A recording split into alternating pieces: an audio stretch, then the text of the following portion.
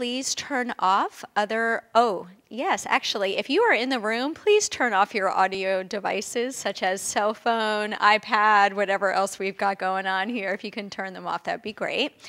So if you are tuning in online, please turn off all other online programs except for the Ustream broadcast, unless you are planning to share via Skype.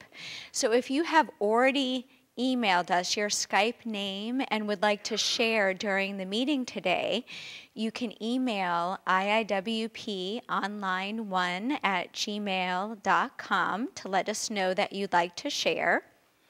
If you're called on, you'll get a call from us, IIWP Online, or it might say Debbie Roth, via Skype. So you can just video answer the call and be sure to mute the Ustream broadcast, not the Skype. You don't want to mute the Skype, but mute the Ustream broadcast just while you're sharing. Otherwise, we hear a big echo. So that's very important. And how you mute that is you'll see a little speaker button to the bottom left of your Ustream broadcast. So you can probably see that right now. If you click on it, you'd be able to bring the volume all the way down with your mouse. So that's how you would mute it while you're sharing.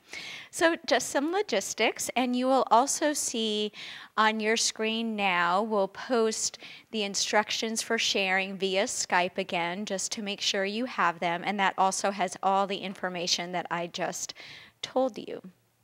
So peacemaker meetings are informal gatherings that allow us to share our learnings and experience about peace. They're also an opportunity for us to join together as peacemakers with a common intention toward peace. Makes them quite special. Our peacemaker meetings are sponsored by the Institute for Individual and World Peace, or IIWP, and IIWP's vision for peace begins with each one of us, so that the more we can choose peace inside, moment to moment, and let go of againstness, the more we can serve as light bearers together around the planet. So today, during our peacemaker meeting, we'll be doing a number of exercises to support you in exploring your own inner process toward peace. We'll be doing inner reflections, and we'll also be doing some sharing today. So if you, part of the sharing is based on the Loving Each Day for Peacemaker book, so I just want to show you that. I'm going to show you, thank you, the English version. So this is a wonderful book by IIWP founder John Roger, and it's really like a workbook for peace, like a little handbook on peace. You can turn to a page, there's a quote on one side and an accompanying question on the other. So if you are online and you have this Loving Each Day for Peacemakers book, you can feel free to get that now. And if you don't have one, no worries, because one of our meeting handouts will have a quote and a question that you can use for that portion of the meeting. So that's just for your awareness. So I'm going to put this back.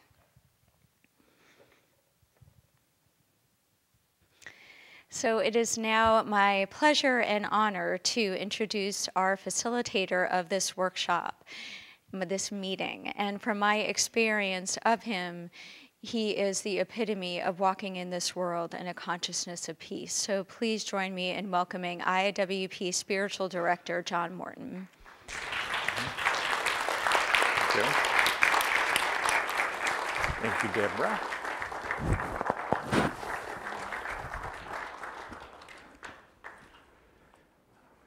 Why does this seem so familiar to me?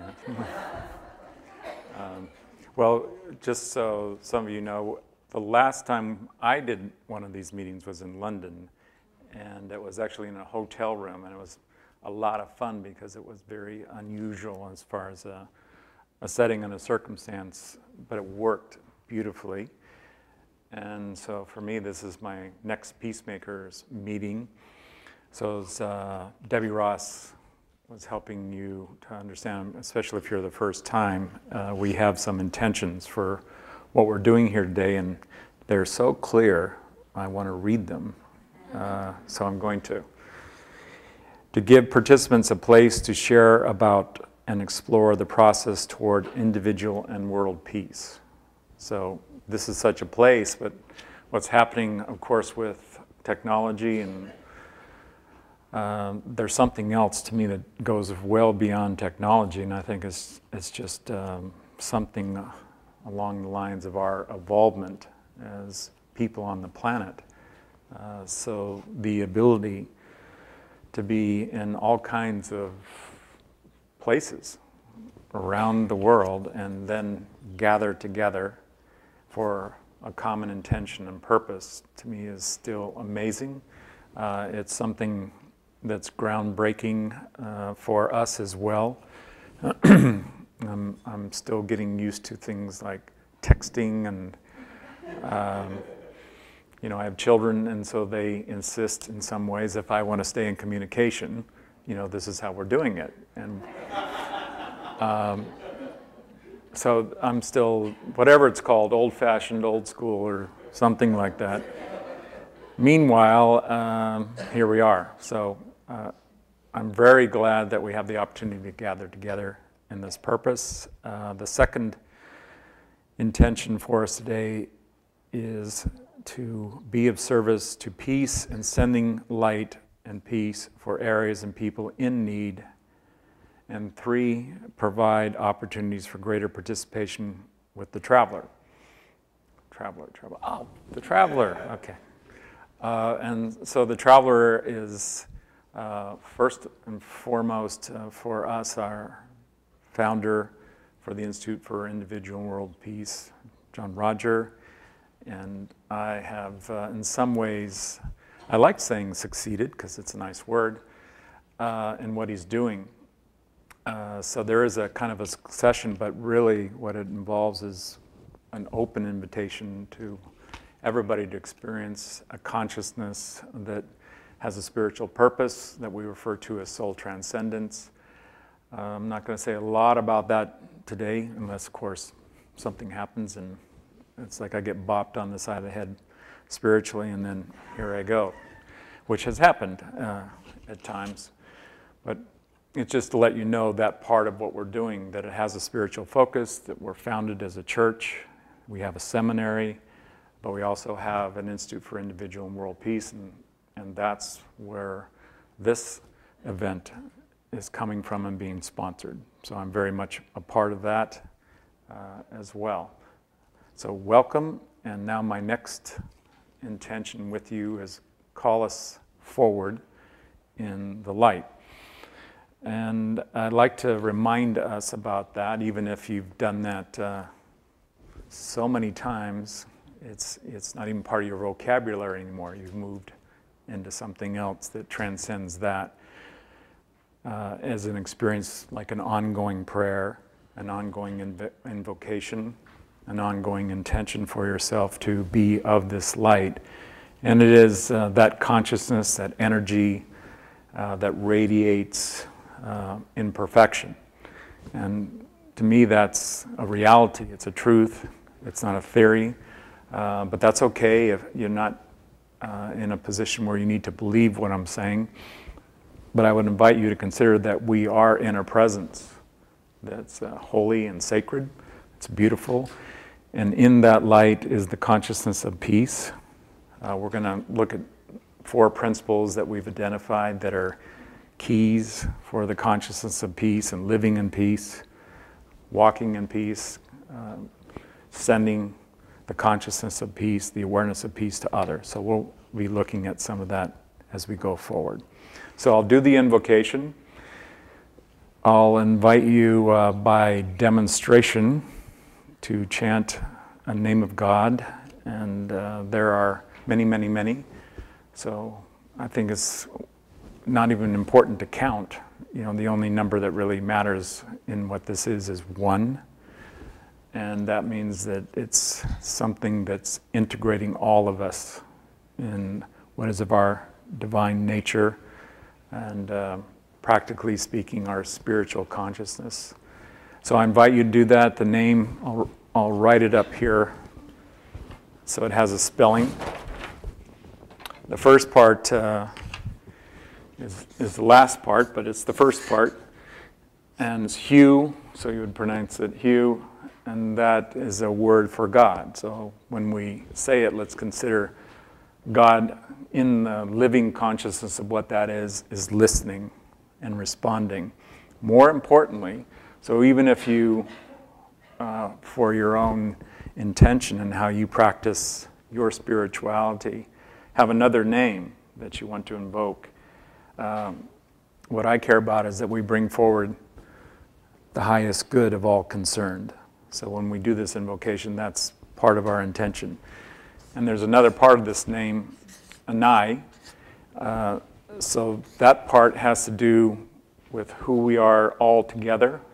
So it lets us know that we already have a consciousness that harmonizes, that integrates, that comes together. And I love to refer to something that's attributed to Jesus when he said, when two or more are gathered in my name, there I am also. And it's referring, not to like Scotty beam me up or beam me down, that kind of thing.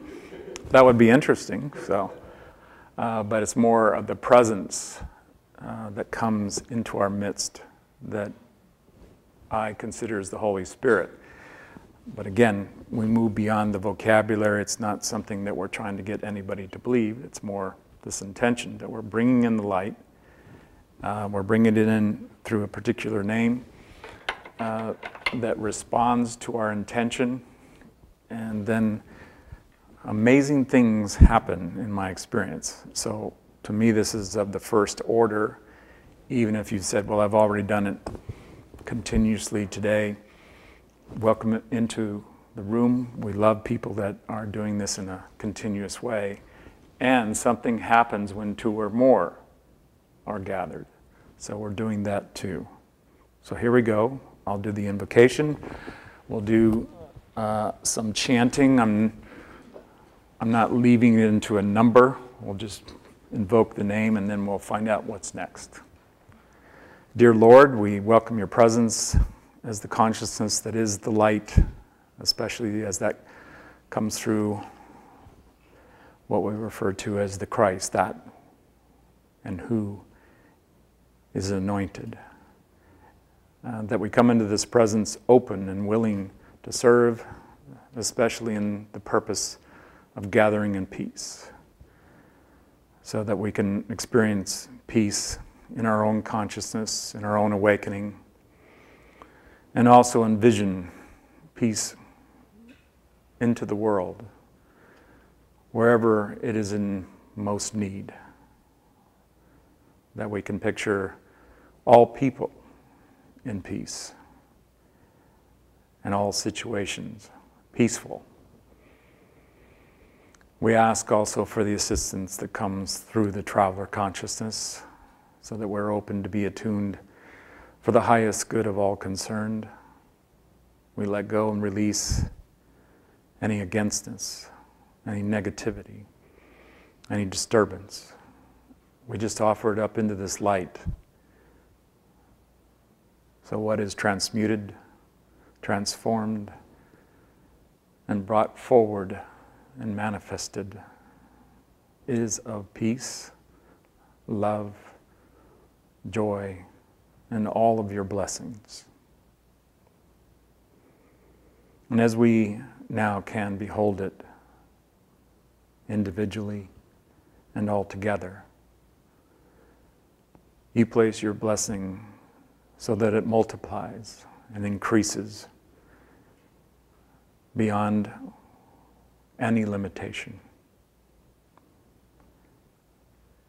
We give thanks for this blessing, for all the blessings that are now present and coming more manifest. Beirish Beshan.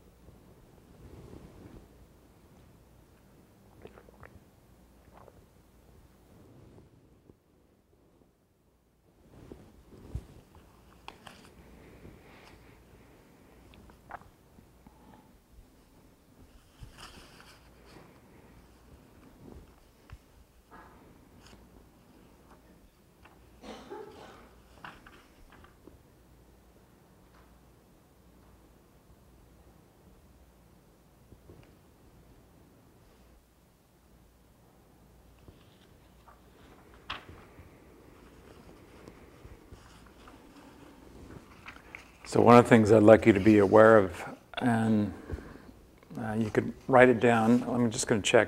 Do we have anything for people to write on in the room?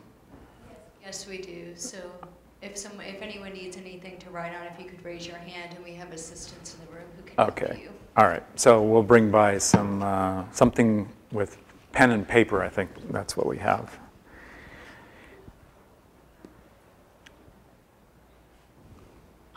So let's consider that we all walked in today with an intention toward peace. There's some wonderful material in the form of seminars and also written information that we've gathered over the years that talks about the process and the processes, the plural, toward peace. And that it's important that we recognize that we're peacemakers. So I think that's the name of this gathering, isn't it? A gathering of peacemakers? All right. It's always good when that comes in synchronicity where I realize, oh, that's what we're doing. And so we can amplify that intention. So consider that you're here with that intention today, wherever you are, online. Maybe this is something that's archived, so you're viewing it later at some point, or reading the information at some point. But consider that there's a purpose here in your choosing to increase your consciousness of peace, that's that you as a peacemaker is more on purpose with how you live, that it becomes more practical. And we have 4 simple, clear principles that assist all of us in moving more into the consciousness of peace and being aware of when we're in some way not aligned, not choosing into that consciousness of peace. So here we go. First principle, peace is present. So it's here. It's now. And to consider there's never any situation, any moment, when peace is not present. Have you ever had a moment in your life where it didn't seem like peace was present?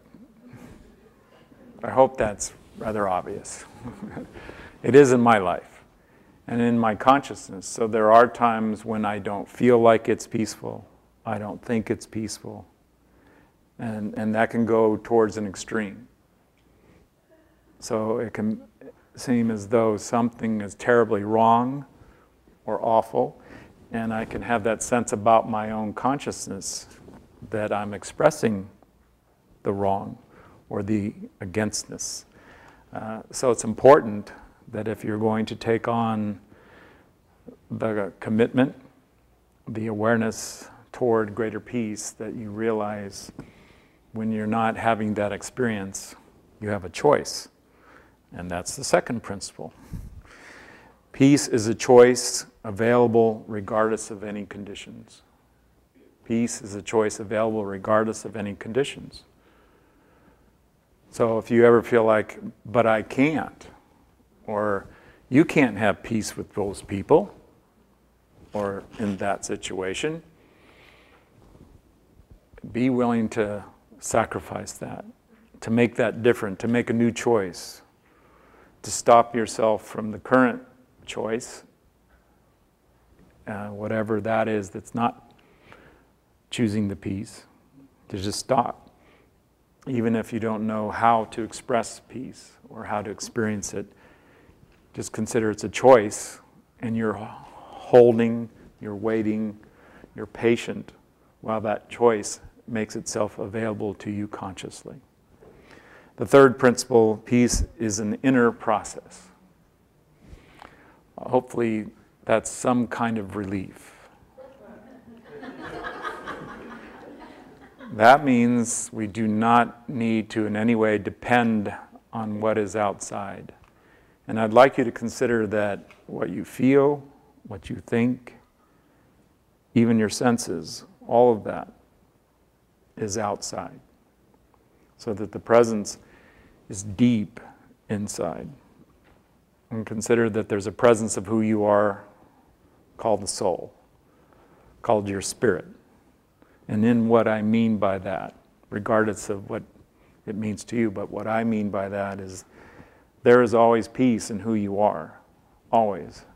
And the way to be aware of it, the way to find it, is to go within.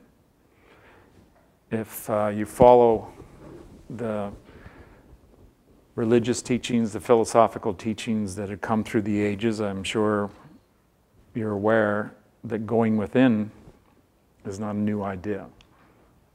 It's an ancient idea. It's something discovered long ago, but how often do we allow ourselves to be distracted and to be misdirected by something outside that disturbs us and that we don't find peaceful or harmonious? So therein is another key. Go within, young man or young woman, when you are seeking peace. And the fourth principle, I don't consider as necessarily the last or final principle, because I'm sure there are many, many, many principles that would allow us to move toward peace. But what I like about this is see if you can get these four principles active, and then if you still are not experiencing peace, let us know. And maybe we'll point out to you that there's something about your approach that maybe is not as engaged as it could be. So the fourth principle, peace is the cessation of againstness. The first person I heard this from was John Roger. And as has often happened for me, when John Roger says things at times, I'm stopped by it having an experience that's different than what I've been thinking.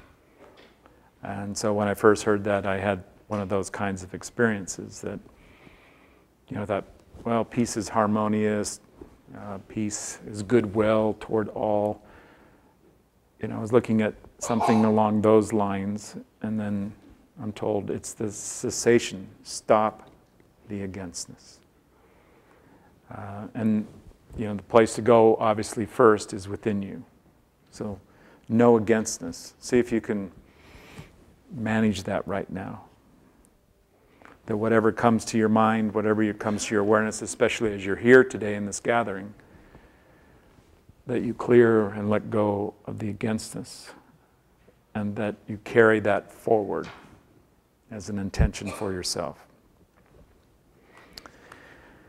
All right, we're going to do some sharing, and what we're going to focus on is your intention. So that's one of the reasons why I thought it would be good for you to have something to write with. Maybe for those of you watching or listening, it's on a keyboard. That's perfectly fine. But to be aware and be conscious of your intention for peace, go ahead and take a moment to put that in words for yourself in some way. You might relate it as something you're willing to do. You might relate it as a commitment, as a focus, and make it practical. Maybe it has to do with your neighbor's dog. That's what comes up as your intention for peace, is to be able to listen to the barking and stay in peace and be conscious that peace is present. So you can be very practical here, and I think it's good for you to consider this as a personal intention. It's yours. It doesn't matter if it matches up or agrees with somebody else's intention. So we'll take a moment here, a pause, and everybody can make note of your intention for peace, how your life can be directed toward greater peace.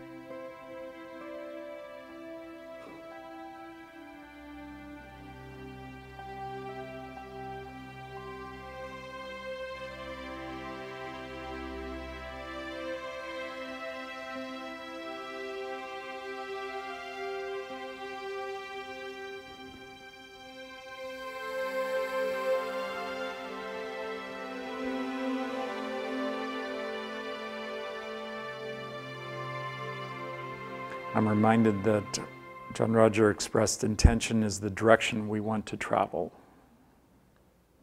So, where would you like to go with peace? That your energy is going to be utilized to take you into an experience of peace, but it might be a situation. Is there a situation? Could be with a person or a group or something like that, but is there a situation where you would like greater peace, and would you be willing to go into that situation personally so you're involved, not from some distant relationship, but directly in some way?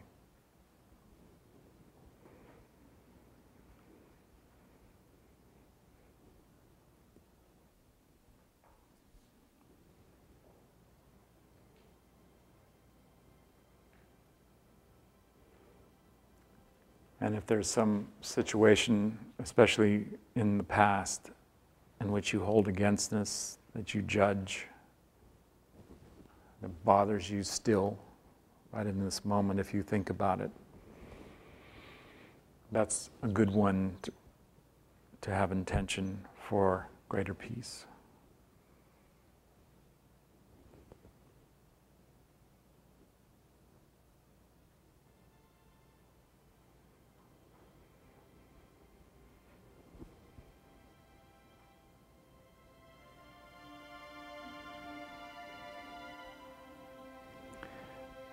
In a moment, we're going to do sharing, and we have a microphone that's been placed up here. And all the history of doing events in this room, I've never seen a microphone placed right there before, so this is new for me. I'm at peace with this microphone placement. And I'm admiring the peace it's bringing out of me. And we also have the opportunity for those of you who are online that you could in some way express an intention or what you want to share about your piece. We'd like to hear your name. I'll maybe get some guidance more on how that's going to work. But if anybody here has a willingness to share something about your intention toward peace, whether that's within or in outer form, raise your hand and we'll invite you up to the microphone. Okay, right here. Is there a second person? I'll go ahead and, so you're number 2, number 3, number 4. Hello, my name is Kay, and it's an honor to be here. And my intention for peace is to look at tension in my body and how I may run againstness about myself. The easiest way is to notice the tension in my energy field. So God bless. All right. Thank you. So we'll see if we can hear from somebody online. Come on up for next, and I'll see how that works. Yes, John, I have Dawn White that I can bring up for you. Okay. Just take a moment here. Let me call her. Would that be Dawn White from Australia? Yes, yes, it would. And okay, she just needs to answer. Well, while we're waiting, we'll go ahead and Great, have Judea thank you. come on up. Oh. Go ahead, Judea. My name's Judea, and I just had an opportunity Thursday to be in a second grade class where there was not a lot of peace inside of me. So I'm bringing that forward so that no matter what's going on outside, that I can come into that peace that I have inside and bring that forward. Do you have any intentions about what that might look like for you? Well, it would be taking a breath and not shooting out resistance to the children that are throwing things at each other.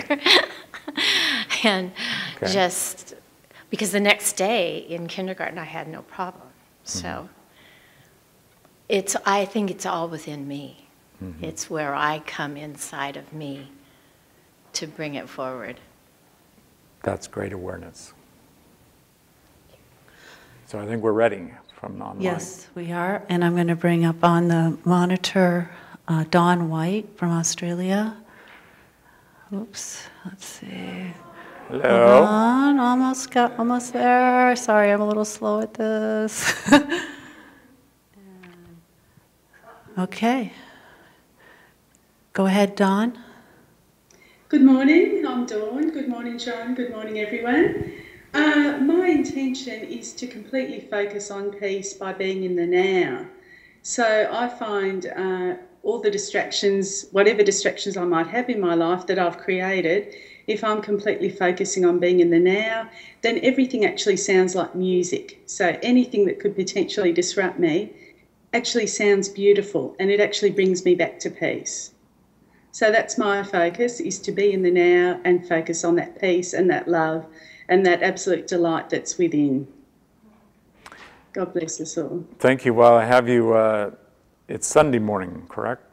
Where you That's are? right. It's about 7:30. Yeah. 7:30 in the morning. Okay. Yes. Well, it's about 12:30 here in Los Angeles, Santa Monica in particular. Is that right? 12:30, yeah. Okay. Saturday, yes. Good point. So we have 2 days working on this already, huh? So I'm Cindy, and my intention is to move past againstness inside of me that comes up as body tension or conversations of againstness and reactivity, and really hold in that place of gratitude and the joy of the moment, and just sharing that, and then seeing that whatever's going on in my life, in the world, it's all perfect. So those are my intentions. You know, one of the keys to gratitude for you, and that you'd care to share with us as well? It's being so appreciative of the God force that's in me, and what I'm feeling from that, and in that just loving it all. It's just tapping to that beautiful rhythm of the deeper essence of beingness, that to the level I've got it now. Right. Well, one of my keys is saying the words thank you, and I can do that within, but I can also do that outside. You know, like if someone says, did you really have to take that parking place? You know, I can start out by saying thank you. And it just changes my relationship to it often. You know, or what a stupid thing to do. Thank you. You know, and like, what are you doing? Well, I'm putting it into a context that somehow I can find appreciation for what it is. Even if that may sound ridiculous, mentally, in the moment, those words are powerful. And there's some other powerful words that we're going to be saying a little later that relate to peace. Thank you. Okay. So I'm going to see if we can go back and forth, Julie, in terms of, like, when we do somebody in the room, we'll see if we can do somebody online next. Okay, so I don't have one at this very second, and can I raise my hand as soon as I have them ready for you? Sure. Okay. So I think there was, were you number 4, Cindy? I think you are. Okay, come on up, and we'll just keep going until we have somebody online. So there's an invitation online to express your intention. I am Miles. This is my first time at this peace process, and first time on this property. So that was an interesting experience today. Glad to meet everyone.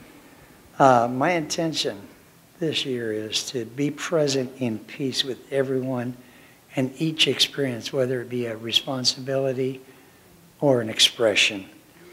And as the experience unfolds, regardless of what that is, learn how to listen to people, because I find that's where the loving really is. God bless us all. Thank you.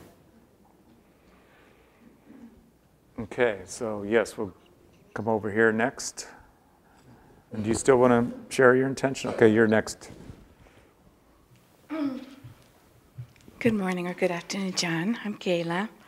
And something I'm really, really working on very, very hard is not to be reactive. I'm very peaceful, very loving, very joyful to everybody. But if my buttons get pushed, then the peace goes out the door. That's a sound of familiarity right there. So what you just said is familiar to a lot of people. And the job where I was at, the store closed, and my boss does love me. We have unusual karma. And he wants me to go work at his big store. The problem with the big store is that there's a lot of barracudas that work there. And so this is underwater, this store, huh? And I want to be in the peace, the love, and all this. And the interesting thing is I put conditions to my boss, so he would say no. And he said, fine, come talk to me and we'll work it out. This is a story. This is not the intention. The intention, now... So get that real clear. When you go into what it is that bothers you and you focus on that, good luck. But if you stay with the intention, like the last person who was sharing, Cindy, was about appreciation. That's what I'm going to go into right now. Okay. Okay. There you go. So putting all that back and aside, getting the story out of the way, my intention is to go to this new job and looking at everybody in love and light. And it's... Ooh.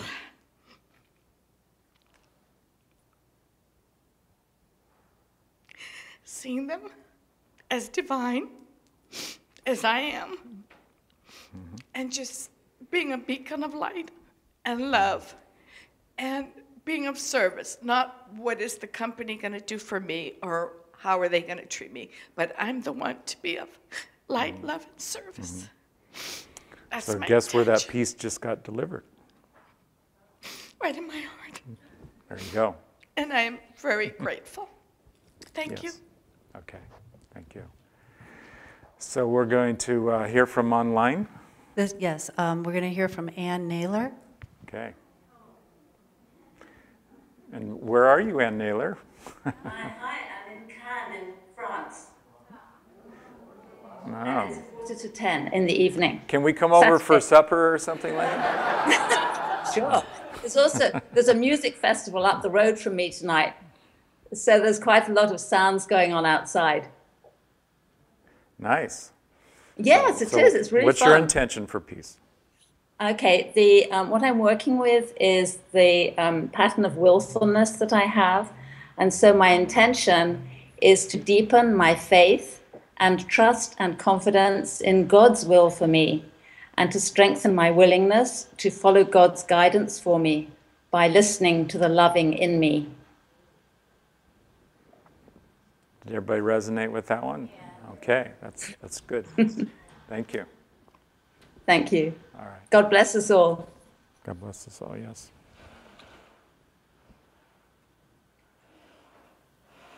Hi, my name is Daniel, and my intention first is to continue to learn, practice, and apply my own personal intention to live peacefully. And it's a constant practice. It'll be a practice I do for the rest of my life because I'm not a totally peaceful person yet. I'm loving in my heart, and something I've found is that I can also be very strong, and that's also a stance of peace, because I believe that God is very strong, and so I can be loving and strong at the same time, and that helps me to be more peaceful. Because I've got to like myself to be at peace with myself, and myself has strength as well as love. So, and I'm going to be I am working on renewable energy technologies, and I want to bring those forward in a strong but non-political way, which is a challenge. So that's my intention. Thank you. You got one more back there, Julie? Not right now. Okay, that's all right.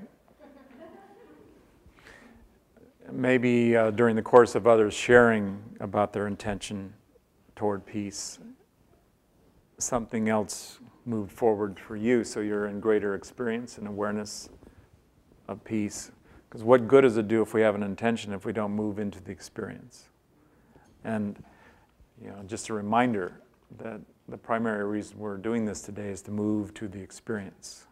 And also move to someone else online who just expressed an intention to share about their intention. So this is Patricia Tappan, and if you guys can bring the monitor up for me so I can bring her in. Up on the, up there, I need the, yeah. Okay, there she is. Go ahead, Patricia. Hi, John. Hi. From Mexico. My intention is to stop judging and to be in acceptance with what is, because I've noticed that even though my intentions in other times were good intentions, giving my opinions, I created some separation with my daughters-in-law to the point that they don't speak to me now. I don't know my grandchildren. And I would like to bring that peace inside of me, just stop the judging and be in acceptance with what is, with whatever. Okay, I have a way to stop the judging that I'd like to suggest for you. Okay. So repeat these words. I forgive myself. I forgive myself. For judging. For judging. That anyone should be different from the way they are. That everyone should be different from the way they are. Which would include not talking to me.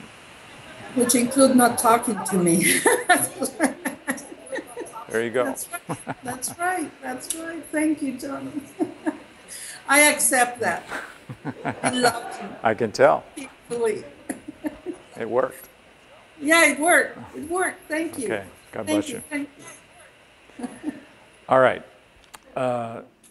So what we're going to do is deepen our experience right now with our intention toward peace, that we've invoked the consciousness of peace to be more present here with us.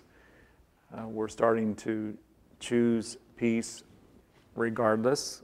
So some of that is what's coming up in the intention, regardless of what challenges you with others, with the situations that you have in your life. Eventually that's going to come around to yourself. So it's important to have an intention toward peace with yourself that's also being invoked. So we're going to do a meditation on inner peace that also will have a look at outer peace. This is something that you can do. There are a number of references that I know we have available. Shall I do that now, Debbie, or did you have a plan to refer to some of these references later when you come back up? Okay. So we have an intention in some ways to share what's available to you right now. So there's a meditation actually that I did with Lee Taylor Young. It's actually two meditations. Oh, how you're better than Vanna White, I swear. So here's one. It's a CD. It's the Gathering of Peacemakers, and also the other one is Spirit of Peace. So on one, you know how I'm just about to indicate how old school I am. On one side of the CD is Lee's meditation, and on the other side is one that I did as well. So that's a resource that's available to you. And we also have a breathing meditation that's from the Inner Worlds of Meditation. So meditations in general, and at least the way we do them in MSIA and through the Institute for Individual and World Peace, they're all about peace, every single one of them. So I'm very confident if you listen to any meditation we offer, It's going to help you with your peace awareness. And then we have many moments of peace, and that's something you could discover on our website. And I just bet there's a link if you went to IIWP.org or MSI.org for sure, and then started searching for moments of peace. I'm just revealing, I don't know how to tell you to do that right now, but I'm confident that you could find out, or we'll get you some help. And these are the kinds of things that, let's say, you could do supportively. And that means you could play a meditation for yourself, or you could get somebody like me to come into your home and do it live, like about what we're going to do. And what I like is that I simply have an intention to do a meditation with peace for you, so it's not written down, at least not outwardly on my hand or on a piece of paper. So I'm going to do it as it comes forward. So what I'm also telling you is you could set a similar intention for yourself. So you could say, I want to do a meditation of peace or toward peace right now. And rather than thinking that you have to get something external, like listen to a meditation that's recorded, you could do one for yourself. And you could also journal it so that you write down some of what it is. Maybe you record it. These days, there's lots of devices that are designed to do audio recordings. Many of these, what are they called? Personal PDAs, is that what it is, or something like that? Anyway, the old phones now do all kinds of things, including record audios. Some of you may not know that, right? And these are all ways. You can also put things up in your, wherever you frequent. So in your home, your car, your place of work, on the inside of your eyelids. There's all kinds of ways. Some of you do tattoos, that, like, what was that again? Oh, be peaceful. All right. It's right here on your arm or something. Lots of ways to do this. So here we go. Breathe in the peace. Right there, we can do that. So my intention is that if people want to see me on the video, that they still can. So whoever's directing this show. Yeah, there we go. Meanwhile, notice the peace is still present. And peace is a choice regardless of external circumstances. That's how this is always working. And my experience is every time we bring our awareness to our breathing, we experience peace. So just being conscious with breathing in and breathing out, however that works for you. So sometimes it's like taking a nice deep breath and let that out. And if you can let go of tension that you don't need, that's not assisting and supporting you with peace or with your well-being or with your happiness, let that go. Let go of anything that would be present with you right now that is functioning in againstness. That there is no need for that. There's no need for stress. There's no need for you to feel unsafe. Let that go. Consider right where you are is protected. You are safe. And every time you receive another breath, that this is confirmation. You are chosen as a peacemaker. That whoever issues your breath is calling you forward as a peacemaker. That may be in spite of what you have chosen in the world or what you are expressing in the moment. So regardless of what your past is, regardless of what you have created or you are in the process of creating, choose peace. And choose to make every breath a breath that leads you into greater peace. And we ask for greater assistance right now through the consciousness of the light. That there is illumination. And when we see anything and everything in this light, when it is fully revealed, there are no enemies. There is no againstness. This light is so powerful, it dissolves it, it transforms it, it changes whatever needs to change. So there is wisdom. There is caring. There is joy.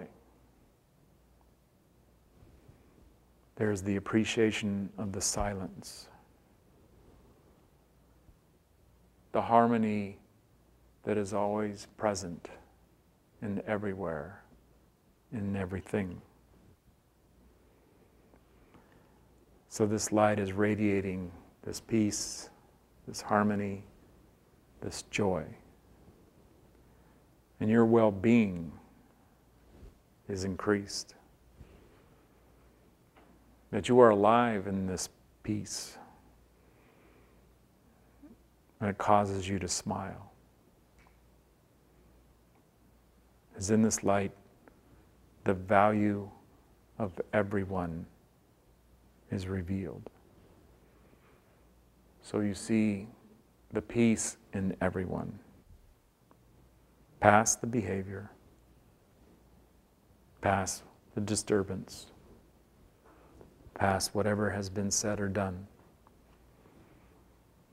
This light reveals the peace that is present.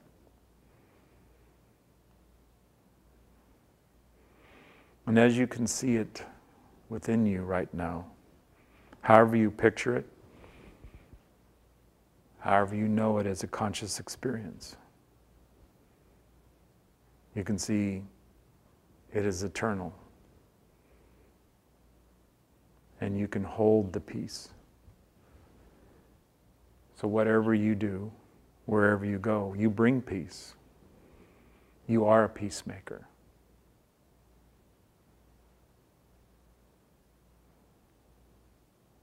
You find great patience.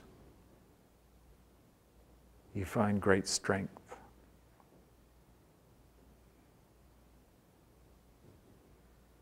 You find whatever is needed to move the mountain.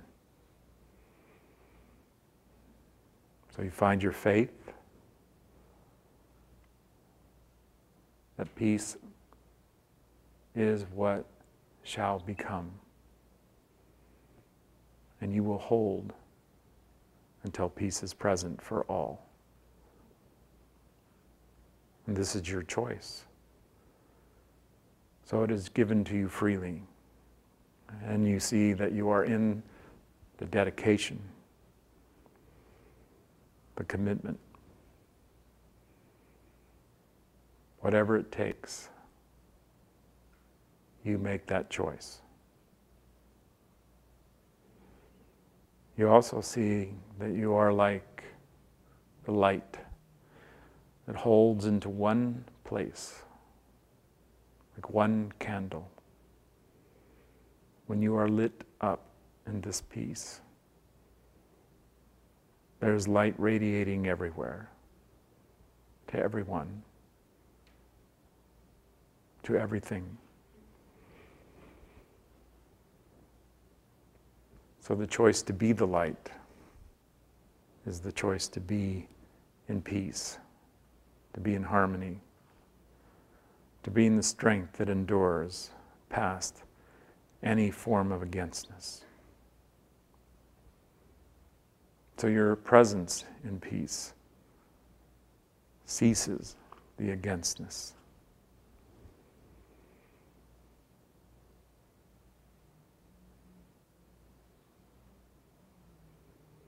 And as you can behold it,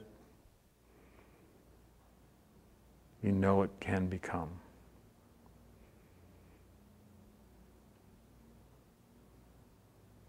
Beirish Beishan.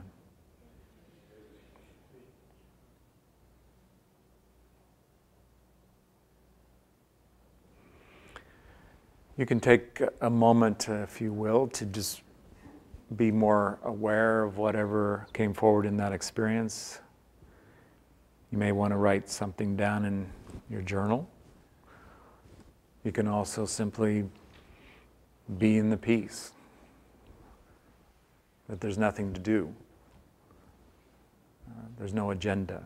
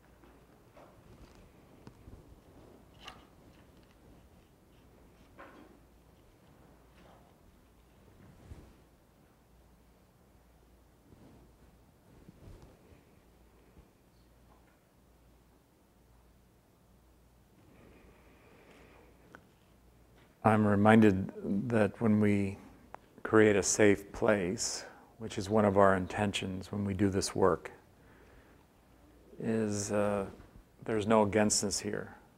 There's no harm or hurt here. So we would stop that. If there was againstness, we would stop it. Doesn't mean, we bring the attack dogs and take you down. It's often something like, hey, what are you doing? What are you creating? Is that working for you? Is that what you want to create? So we often ask questions. I'm reminded about a story I often refer to that's from Jesus when he came upon the woman who was going to be stoned because she was considered an adulteress. And he asked the question, let whoever here is without sin cast. Well, I think that's a statement, but it posed a question. Whoever here is without sin cast the first stone. So in some way, could any of us cast the first stone? Have we not, in our own ways, erred or transgressed or done things that were not peaceful, were not harmonious, were acts of againstness? And regardless of what that is, let's consider that a stoning is not what's necessary. It may be called for, that people have hurt feelings or they get upset between what happens. And it's not just with people, it can be when it rains today and we planned a picnic and somehow that upsets us. Like, why does it have to rain? It's supposed to be sunny when we have a picnic. Or maybe there's a different kind of picnic today. One with umbrellas or one where you slip and slide, and that's fun as well. So there are ways to use these situations. One of the ground rules that John Roger has shared with us over and over and over, and it's in all of his works. Whatever works he's founded, we hear about using everything for upliftment. And so one of those ways we can use upliftment is in peace. But it's really in whatever is upliftment. So in your health, your well-being, your happiness, your success, your good tidings, your good relationships, all of these things can be used toward greater good. So that's a purpose. But we also know that we need to take care of ourselves. So that's another ground rule. So we can help take care of others. We need to not allow ourselves to be hurt, not hurt others. And whenever we're not managing these ground rules, consider it's a moment to stop, to cease, to pause, to hold, and reconsider another choice. So we're going to do some open sharing once again, and we have a particular form that we're going to direct this into that I need to just remind myself about. Debbie, perhaps you can help remind us about the different way we're going to do this sharing. Sure, you got it. So for those of you in the room and also for those of you online who have a Loving Each Day for Peacemakers book, if you are called on, you can start with your name. You can turn to a page in the book, read the JR quote that you see there, read the accompanying question, and just answer what comes up for you. At the end of your sharing, you share the 9 magic words of the peace prayer that we'll go into a little more later, and that's I love you, God bless you, peace, be still. Then the group can repeat back, I love you, God bless you, peace, be still. For those of you online who do not have a book, the second page of your meeting handouts has a quote and a question that you can answer. So if you are called on to share, you can just read that quote and that question, answer the question, say the 9 magic words, and then we'll repeat them back to you. And again, please do start with your name. There's also an English and Spanish book available up by the mic. There you go. I should have said, what's this book in my hand for? Why did I bring this up? There you go. So once again, I'll refer to this book. Debbie referred to it earlier. This is Loving Each Day for Peacemakers. It's one of John Rogers' many books, over 50 and counting.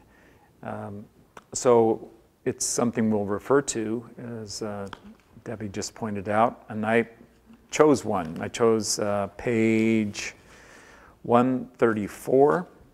And so on the left side of the page, there's a statement, we bring peace to bear everywhere we are by standing up in strength and purpose with great intention towards God or toward God's loving inhumanity. So I'll repeat that.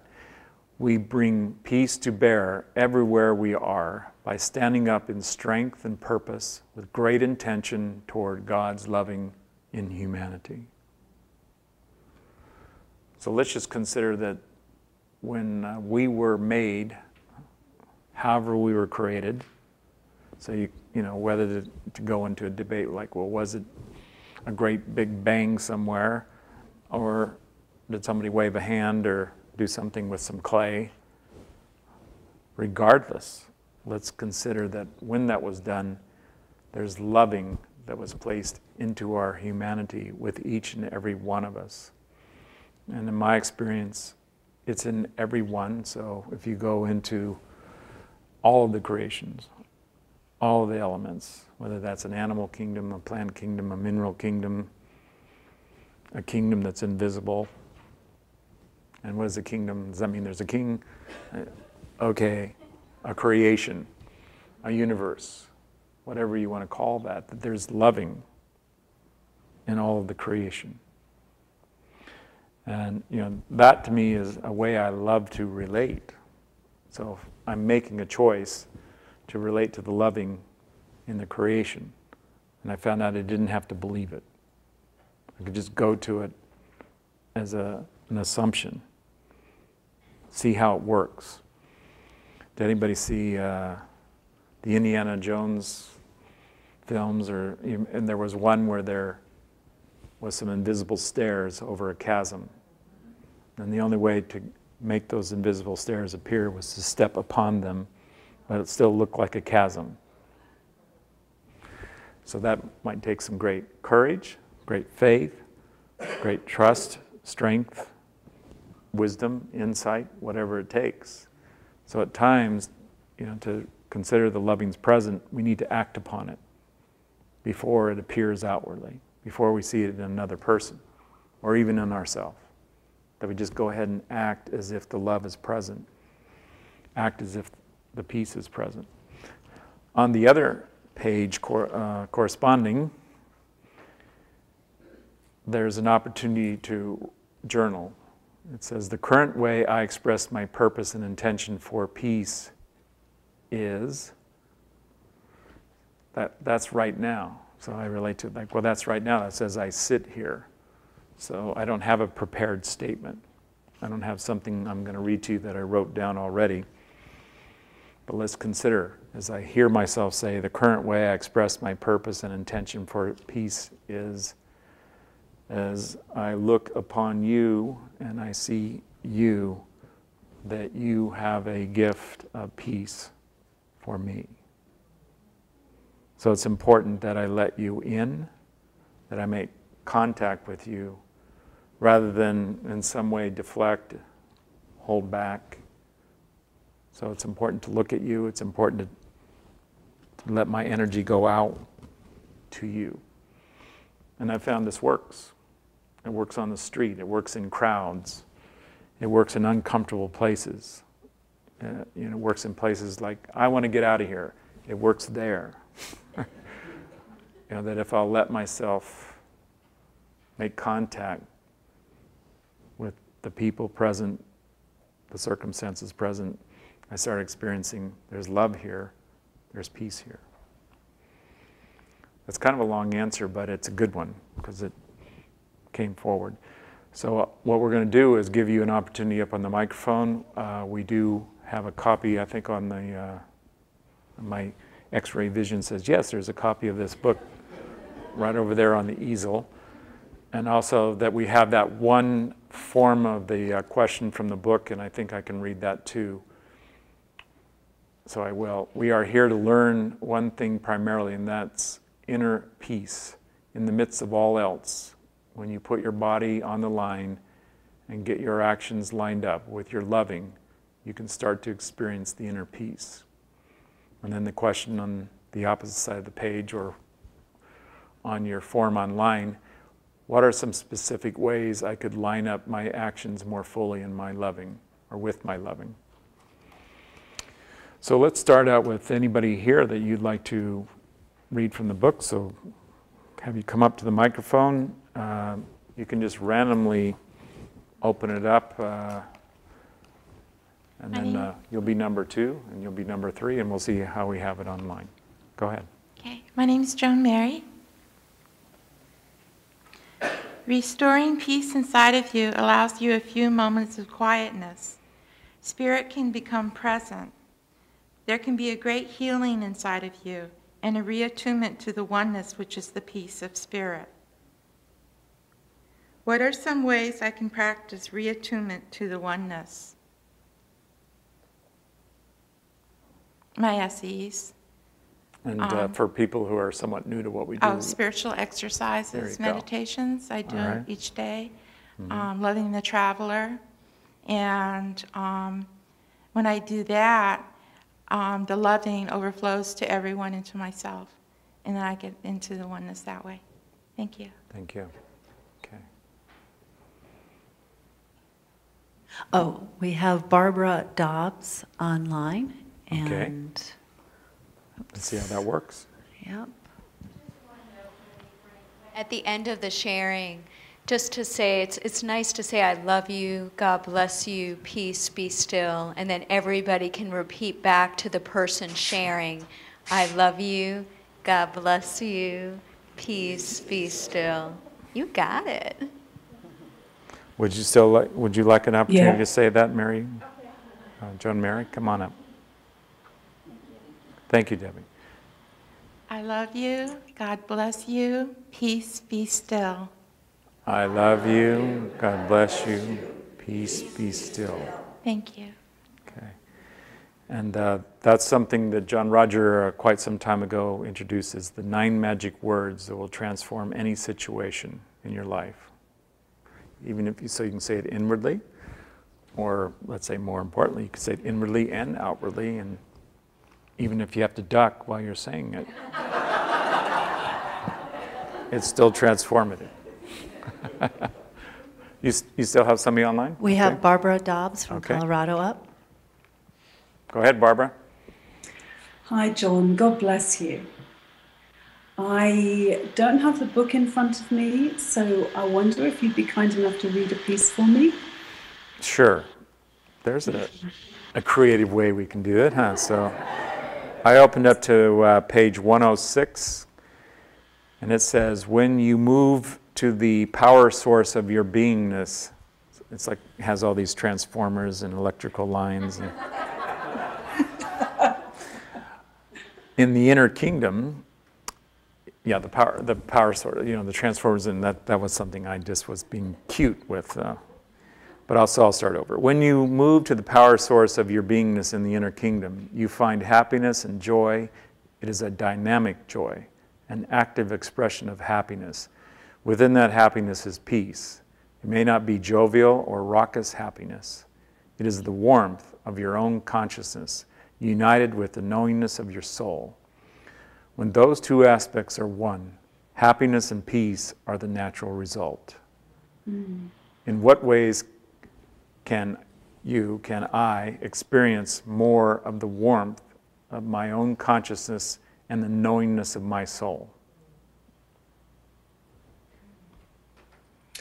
What comes forward is to... Hi. Can you hear me? I can. Okay, great. What comes forward is to love all unconditionally and regardless.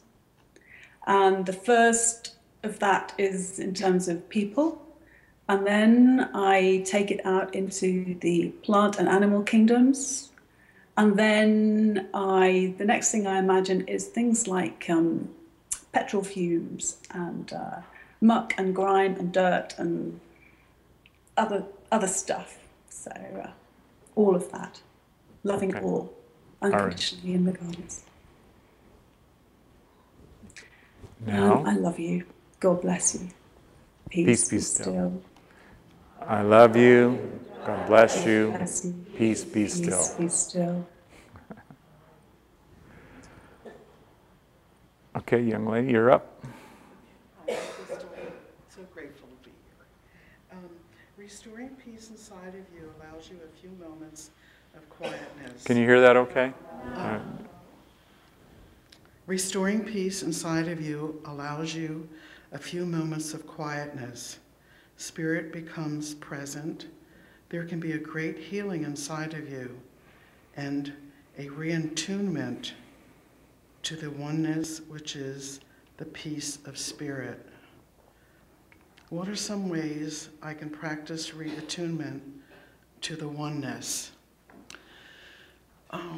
The first thing that comes to my mind,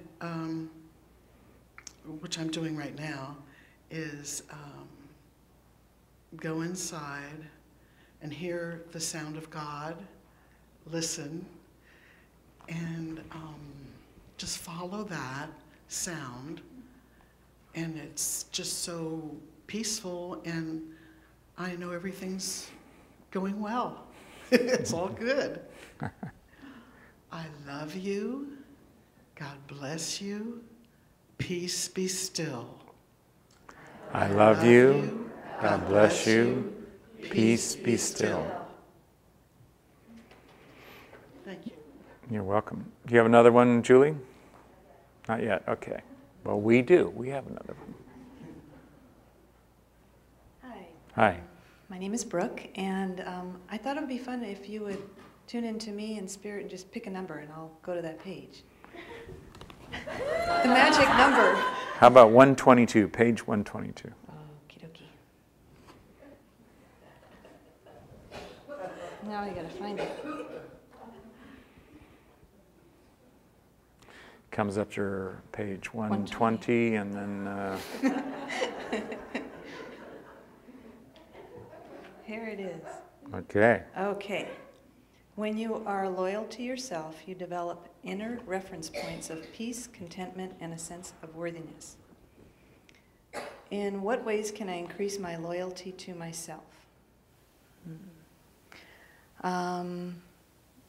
Well, in my here and now, tune in and see what is going on for me and move on that, speak my truth, take care of myself, love myself, breathe in my here and now, and just relax. Okay. I love you. God bless you. Peace, be still. I love you. God bless you. Peace, be still. Thanks. Okay.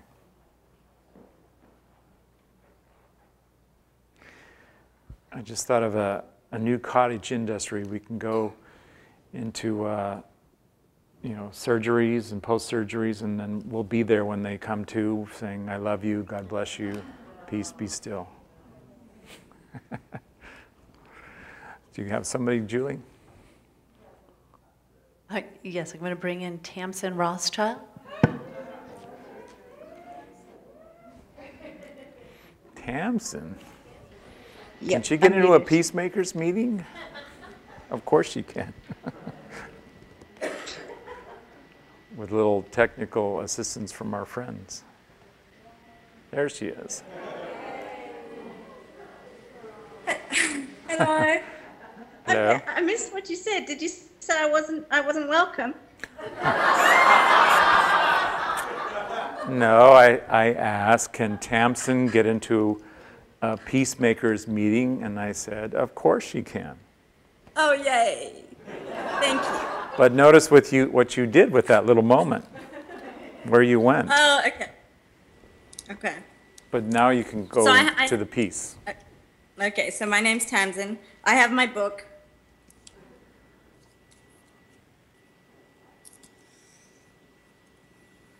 When you get to know people you've had bad feelings about, you often feel... When you get to know people you've had bad feelings about, you often find out that they're not so terrible after all. Has there been a time when I found this to be true? Yes. I feel really nervous. What page are you on? Can you tell me that? I think I was on page 162. When you get to know people you've had bad feelings about, you often find that they're not so terrible after all. What comes present for me is that I think I often jump to conclusions about people. And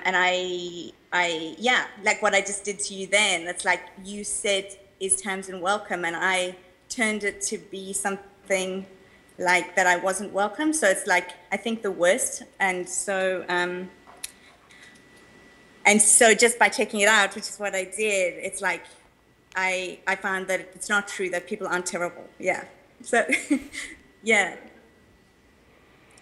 So regardless of the question, you could bring it towards peace. You could choose the peace. Regardless of the statement, regardless of what anybody asks, whatever they say, this is an opportunity. So I was looking to see if there was something beyond, has there been a time when I found this to be true? That sounds like a yes or no. And mostly, I'm sure, would be yes. Yes. And if it has been true, how would you like to turn that toward peace? Look only for the good in people and things and leave all the rest to God. Sounds like the secret of soul transcendence to me, which it is. Yep.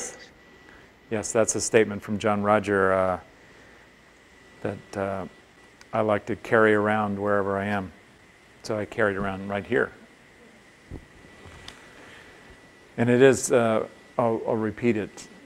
If you would learn the secret of soul transcendence, look for the good in people and things, and all the rest leave to God.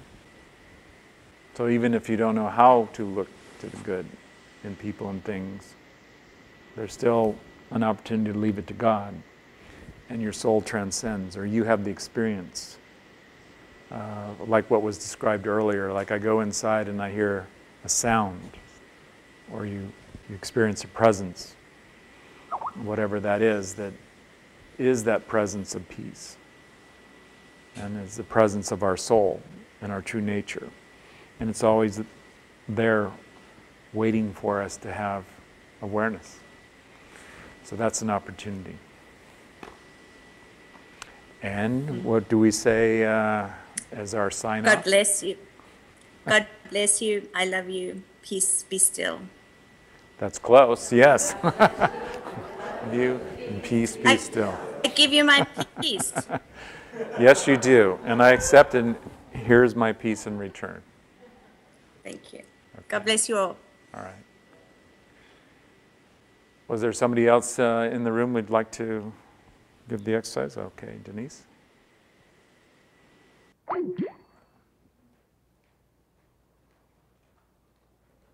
John. Hi. I'm Denise. Where's my magic page here? Okay, page 118. Peace, happiness, and love represent the inner world. As you tune to that inner world, you may begin to experience peace. The emotions subside, the mind becomes quieter. You may feel the spirit touch you. You may hear a voice whisper, "Peace, be still." You will know that you are awakening to your true self more and more. It's beautiful.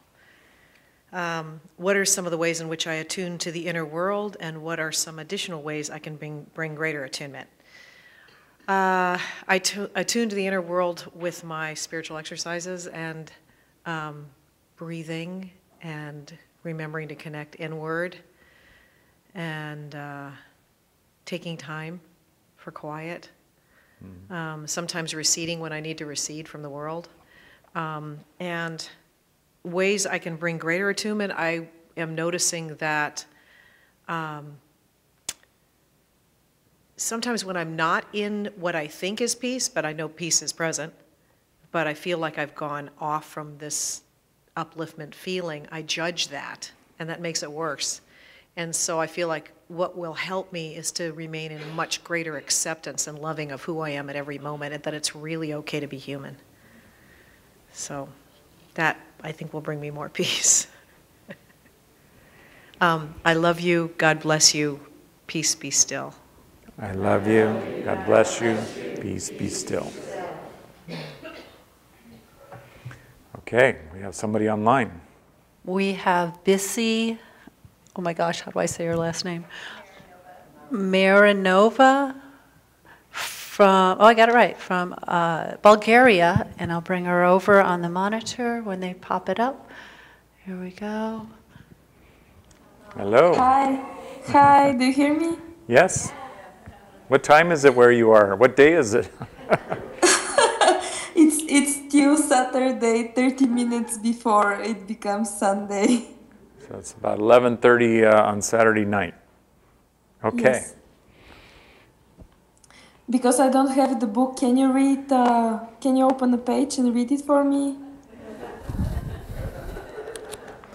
I can. Thank you. And John Roger has a lot of words for you, so I'm going to...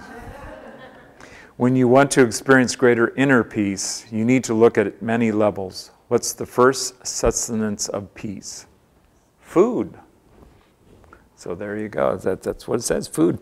Is your food creating a sense of peace for you? Look at your thoughts. Are they constructive, supportive, accepting, creative? Your feelings often reflect your thoughts and your imagination, and you might as well win in your imagination. All of these elements are deposited into your unconscious. Take a good look at what you are creating, promoting, and allowing on these levels.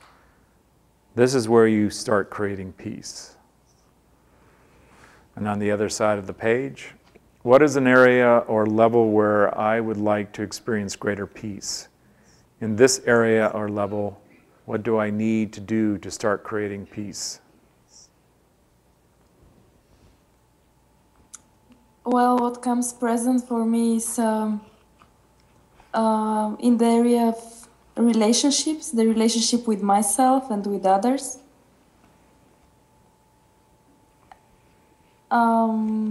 I tend to create expectations towards myself and others about how I should be and how others should be.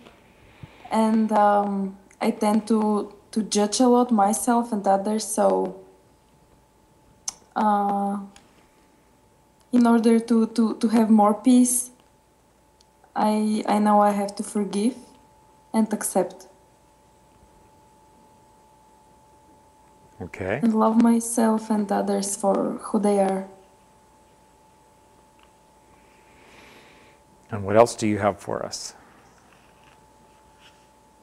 I love you. God bless you. Peace be still. I love you. God bless you. Peace be still.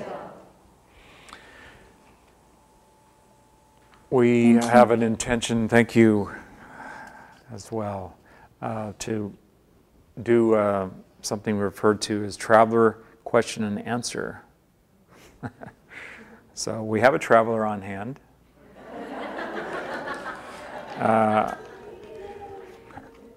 And I look at it as it is a mystical consciousness that we all have. So we all have access to what this is as a mystical traveler, as an inner master that has the knowledge, the wisdom, and ability, great ability to assist and support. One of the things to be aware of this ability is it comes as we can handle it. It comes as we're willing to come into cooperation, and some of that has to do with the spiritual laws that are amongst all of us and in all the creation that had to do with coming into acceptance. And that's something I experience as a neutrality, that regardless of, on my personal level, I understand or I agree. And there's a lot of variation on all of that, that I'm called into acceptance, which is a kind of trust, a trust in the Creator, a trust in God, that all the manifestation, all the creation is in a loving presence. So it's all loved, and this is one of the essential teachings that John Roger, I'm sure amongst others, but particularly John Roger, has shared with us, that God loves all of its creation. And we can rest on that. We can bank on that. We can live upon that. That there's no part of what the creation is that's not loved. So it can appear that way outwardly or inwardly in our own experience. But it is important that we trust that there's loving and that that's a consciousness of accepting, which is another way of saying we allow it, that we don't protest, we don't choose to resist or fight. We come into a neutral consciousness, like, I'd like to have more understanding. I spend a lot of time in that consciousness. And then there are other laws. There's a law of cooperation, which is, well, how does this work? And as we come into cooperation, like, how can I be contributing? How can I be in harmony with what this is? So I look at that as a consciousness of peace. When that comes into cooperation, are you helping? And when we come into that, there's more of a presence of this peace that is the Spirit. And there's a law of understanding, and that understanding comes with wisdom, it comes with knowledge. So it's a kind of a byproduct that when we come into cooperation, we start experiencing and understanding how things work.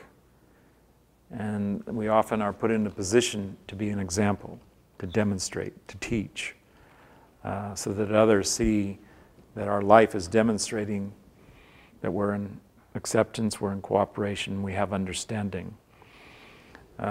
There's also a power that comes forth, and that is the power that we call enthusiasm, that it's the energy that God is working through your expression.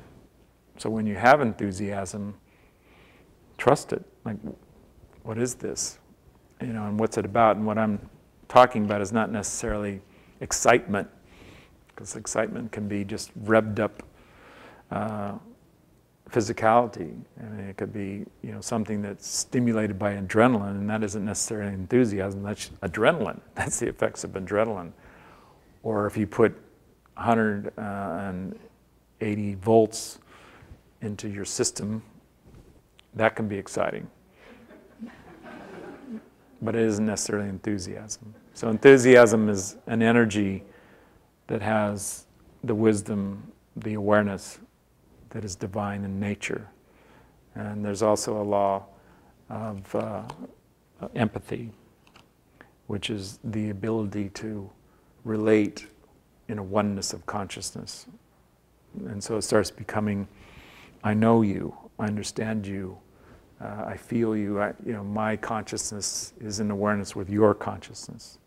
I often remember when President Clinton would say, I feel your pain, and you know, you like, well, there's some part of him that's registering as compassion, and you might say, well, no, that's a political statement. You know, he's just wanting my vote, or he's wanting, you know, my agreement or something. But still, if it comes from a place that says, I understand you, I know your pain, then some part of us lets go of, do I trust you in the right way? And that's what I'm looking at here, is there's a empathy that comes present. So let's just consider that my intention with you in the consciousness of the traveler is to bring forward this master level that comes from spirit, that we all are in some way awake to. Now we're just talking degrees. And if there are questions present, and they're often the kind of thing that if one person has that question, many, or even all of us have that question. So I'll look at that, and sometimes it's a kind of a concern that if something particularly is disturbing your peace, I think that would be good for us to look at as a challenge, like, can we bring peace to whatever that is? So we'll start with somebody in the room. I see your hand, so come on up. And so we're also inviting those of you online, if you'd like to share with the remaining time we have available, we'll see what we come up with. Thank you, John. My name is Usman. Yes. I think my question is, you know, something that disturbs my peace is I'm aware of my conditioning in certain situations, and I go into that conditioning and I don't know how to snap out of it. I know I'm doing it, and it's upsetting me that I'm doing it, but it just continues to happen, you know? So how to deal with it? I do know. So that's a way of saying I have that experience, not just of Usman, but of myself, more importantly. But I look at it as a human, ordinary characteristic. That's what you're really saying. I'm human. You all recognize that?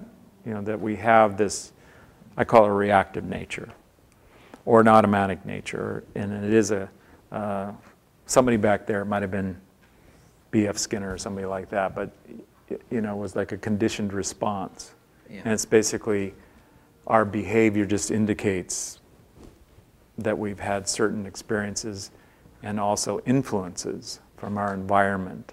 And you know, there was a philosophy, that was my point of view about it, rather than this is how all human beings work. They're just showing you what precedes it as some kind of condition, but then the behavior is nothing more than a reaction to that previous conditioning. We're much larger than this, so get that straight. You know, so we have an ability to transcend. And that's a spiritual ability, but it's also an ability based on what we can handle. So then part of that is to express your intention that I would like to transcend my reactive nature. Is there anybody else that has that intention? Notice my hand is up. But it isn't an intention to transcend my reactive nature so I can avoid it, escape, so I don't have to pay those bills or you know, come into taking care of my responsibility or irresponsibility. But it's much more about what is the higher purpose going on here? And one of those higher purposes is to be peaceful. Yeah. So if you could bring yourself to that awareness that regardless of what this condition is and how I reacted just now, experiencing my disturbance, not very aware of my peacefulness, regardless of that, my intention is to be peaceful.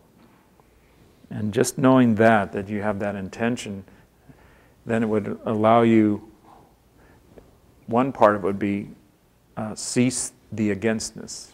So that's another way of saying stop at times. There's also an opportunity, I think the simplest way to say it is observation. Yeah.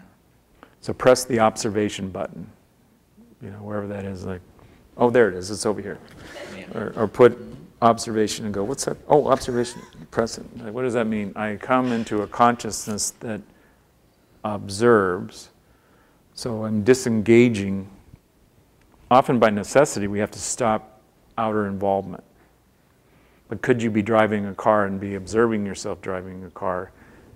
Yes, but could you observe yourself so completely that you're no longer aware that your hands are on the steering wheel or that you're in traffic? It's like not recommended.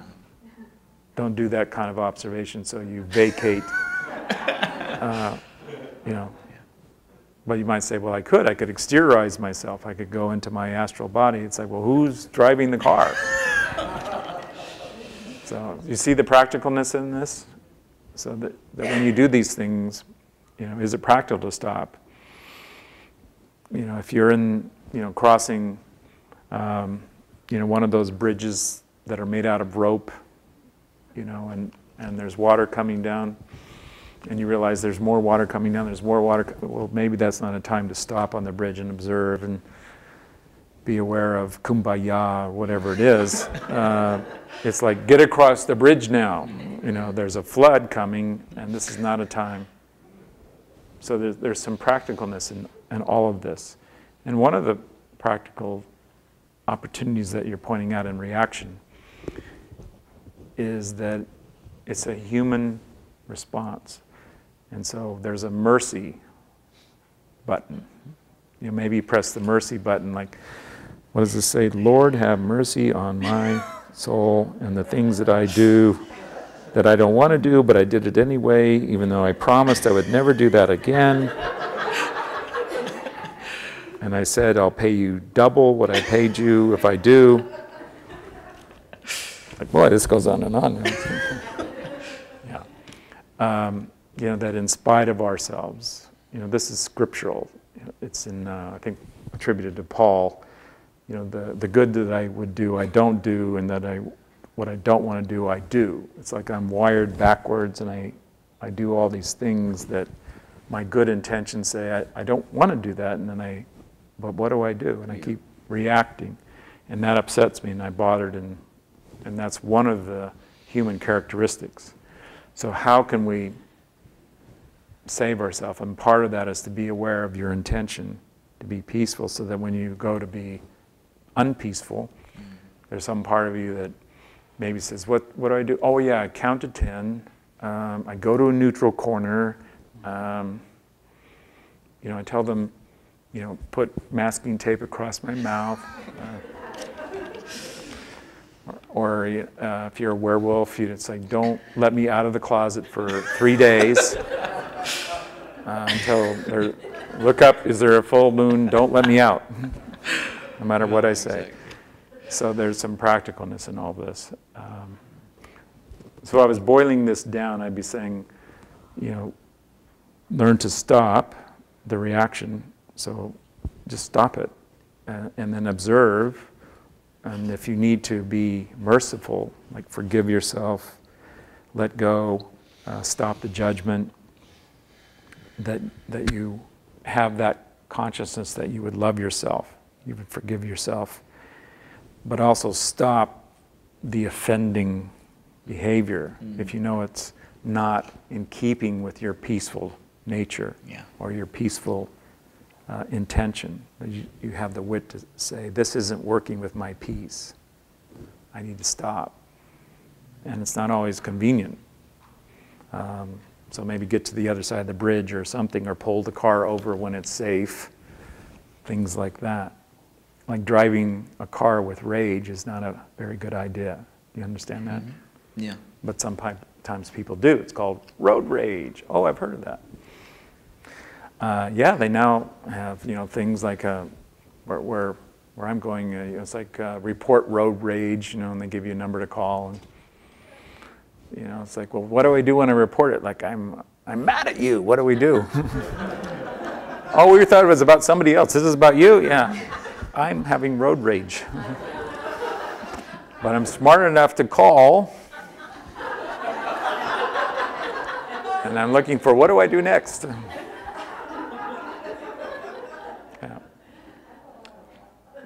Oh, I like what we started. So are you ready for I love you, God bless you, peace be still?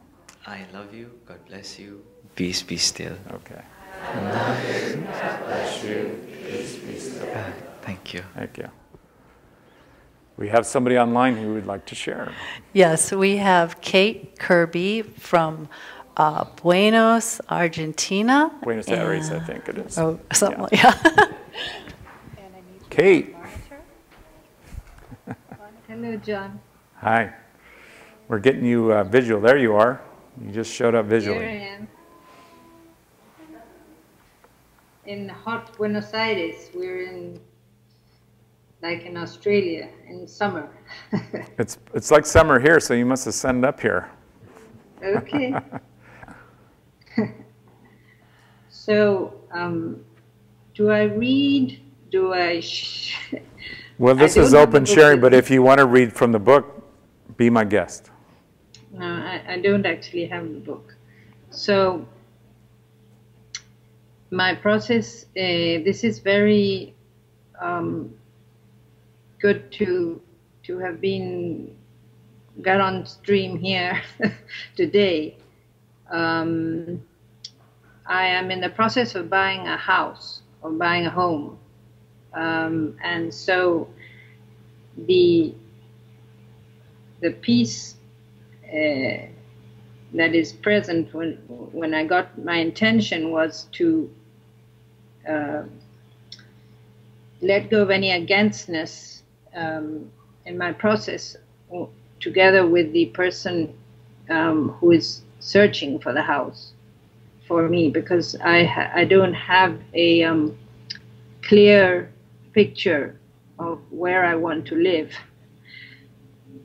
So I'm just looking at many places and different areas. We can move that easily. Would you like to live somewhere safe or unsafe? Safe. There you go. So I'd like a house that's in a safe place. Would you like it to be beautiful or ugly? No. No, I'd like it to be beautiful with some grass, green grass. All right. I want some with a bit of a garden. So something living on the grounds that's in the plant kingdom. Yes. Maybe that's grass. And yes. Sometimes it's practical to just say like grass or like flowering plants or in nature. Plants that bear fruit, just to give some idea of where would you take it if you really do have the genie out of the bottle who's saying, what is your wish? And then it's waiting, and if it doesn't get anything, that it doesn't respond because it has lack of direction, it has lack of input. So even if you say, well, I don't want to get stuck, because what if I'm asking for something and I specify that really isn't for the best? So that's why we put our clause in, our kind of disclaimer, which comes toward the end usually, but you can start out that way, for the highest good of all concerned. This or something better. You can do things like that. So you're not stuck by the form of it, but the form often is taking advantage of your creative imagination, that it is a tool of awareness.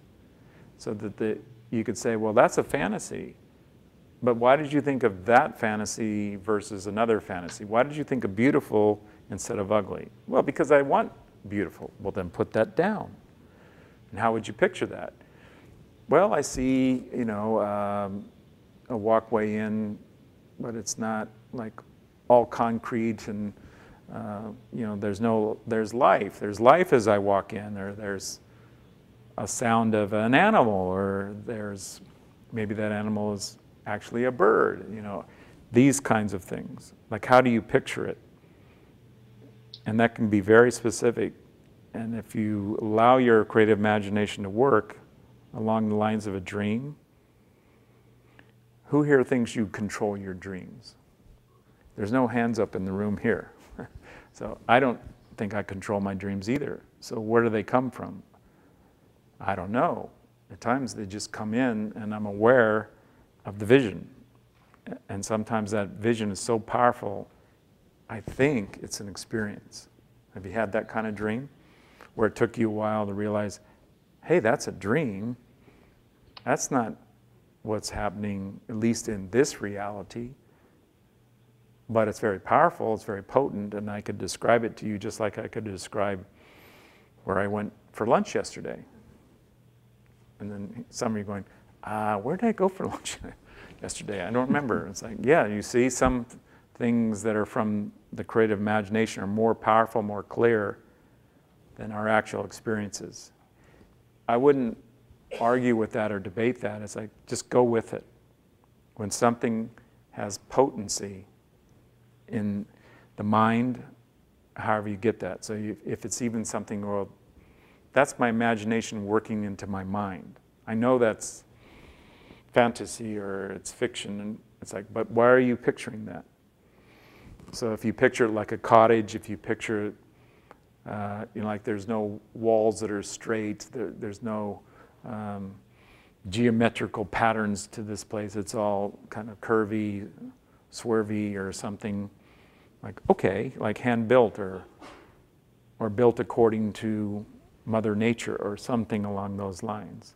Other people say, no, I like precision, I like corners, I like things that are very clean and linear, and it's like, all right. So each person has their own way of working with this. And then you'd say, well, why should my house take over my peacefulness? It's not, but could it relate to your peacefulness? Sure. So wouldn't it be nice if people arrive at where you live, and one of the things you hear perhaps most often is, what a peaceful home you have. It's so peaceful here. So if you had that intention, then you could say that. When people come into my home, they experience peace. They remark about the peacefulness. And these are qualities that you can put into it that are important to you. And whether that turns out to be, you know, a 12-page dissertation or a one-page, no words on it, just pictures or symbols, and you'd say, well, a 3-year-old could draw better than that. It's like, okay, but if it works for you, put it there. You know, whatever you're picturing. And sometimes it's important to give yourself permission to do the mysterious. Like, why do I keep seeing that? Okay, just put it down, even if it makes no sense. Like, what's a turtle doing there? I don't even like turtles. I keep seeing a turtle. It's like, well, just put it there, or even write the word. Yeah, I'll just write turtle. What's the word in Spanish for turtle? Tortuga. Okay. So maybe you do it that way. Or, you know, the Eskimo version of Tortuga. It's like, well, why do I see that? Who knows? It's your creative imagination, but at times it's important to trust it, especially if you have doubts or fears or judgments about you're worthy of having what you want, particularly as a home. So it's not a time to say, I don't have enough money, I can't afford this, I can only afford this. And it's like, look, if someone delivered whatever you need for that house and put it in your hands, what would you care? No, I have to earn it myself. You know, I have to earn it by hourly wages. I don't accept gifts because, you know, that doesn't mean I earned it. It means somebody gave it to me, and I can't have a house that it belongs to somebody else. I'll always feel guilty if somebody gave me the money to have my house. These are the kinds of things often that are in the limiting, causing lack of peace or understanding, is your old ways of looking at it. Even if you say, well, right now I'm still trying to find a house that I could just live in, and I have so many days before I have to be out. Okay. Then you can do things like by February 1st, 2012, whatever that is, whatever is your need. Go to your need level and then open up into what is your want or your desire level, such as you know it to be. Then leave room for divine inspiration. What does that mean? That's like, look for the good in your house and then leave the rest to God. Like, okay, I think that's a deal. Like, right, God's a partner, so give your partner an opportunity to work. And be careful that you don't put your own notions and limitations in the way of God partnering with you. What would that look like? You have a limitation on how you see it coming forward, so when it comes forward differently than you imagined or thought about, you know, check it out. Maybe there's something there. You know, it's like when Jesus came along and they said, there's no saviors or messiahs that come from Nazareth. It's like, well, that's your blindness or that's your issue. But the reality is he wasn't born there, but he lives there. Like, and what do you care? If you have a house, a beautiful home, and it's in a neighborhood you never imagined you could have a beautiful house and a beautiful home, you know, maybe that's just part of how it works. To let yourself get out of the way of your own prejudices or biases that limit you. And let peace call you forward. What does that mean? It has harmonics. That's one way I relate to peacefulness, is it's in harmony with all things. So it doesn't have any issues with anything or anyone. And it finds a way. It finds a way to demonstrate that harmony. Anything else? No, that's gives me a lot of peace, being able to share with you. Okay. So then, I love you, God bless you, peace be still. I love you, God bless you, peace be still. I love you, God bless you, peace be still. Thank you. Okay. I was asked to do a kind of a vision of peace. I've been doing some of that. I just realized that just now as I came onto the agenda for completing my part of what I'm doing here, presenting today for this gathering of peacemakers. And so I want to do something in a very direct, simple way with you right now, as a visualizing, picturing of peace, that it's important to just have an instant picture of your peaceful nature, like flash.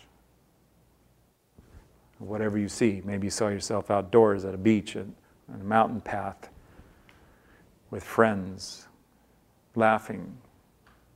That all of these things can be pictured, that it can be a single moment in time. Or it can be something that you see in an ongoing way for yourself. And this is like taking care of yourself. As you do peace for yourself, so can you do peace for others and for the world. Beirish Beishan. Thank you for the opportunity to share peace and call forward greater peace with you. And please welcome our beloved peacemaker, Debbie Roth. Okay.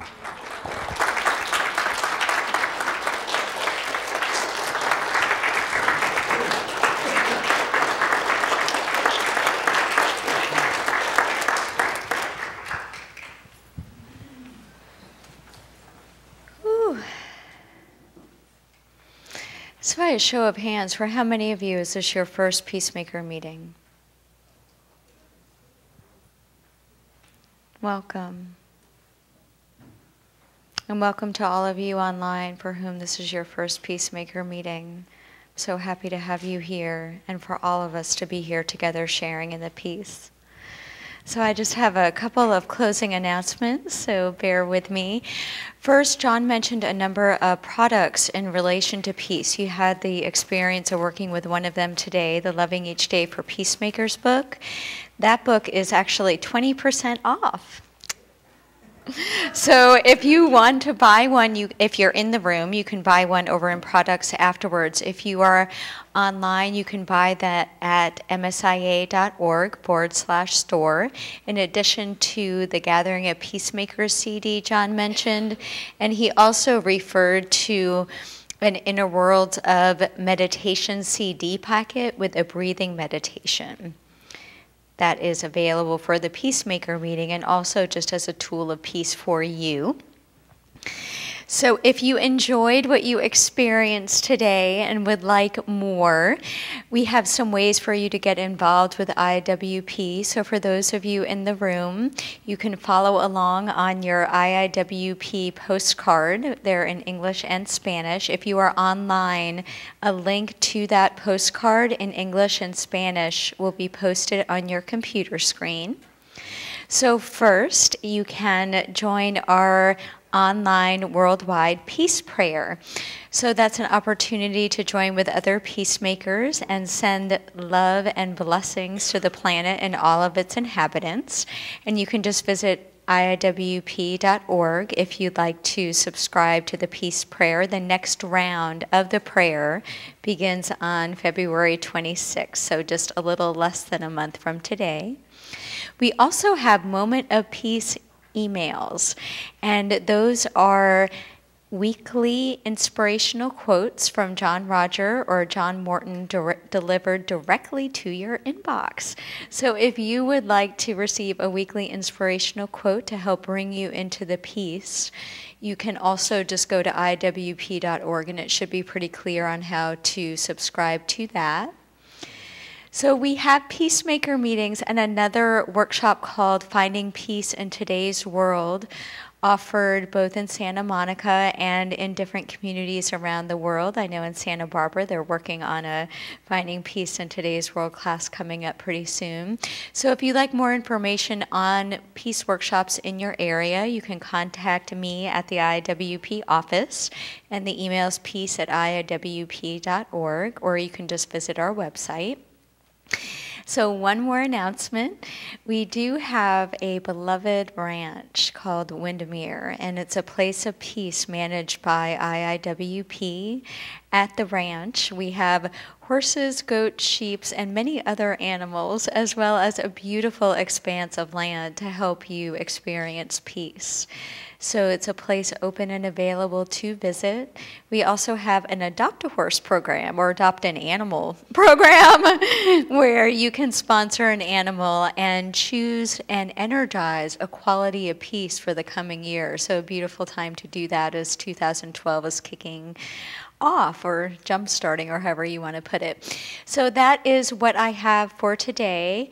And I would love your feedback, so please do feel free to give that to me. We're always looking to improve our peacemaker meetings, particularly bringing them online around the world so we can all join together more fully here in the physical. So have a wonderful rest of your day, and God bless you, and may you walk in peace. Beirush Beishan.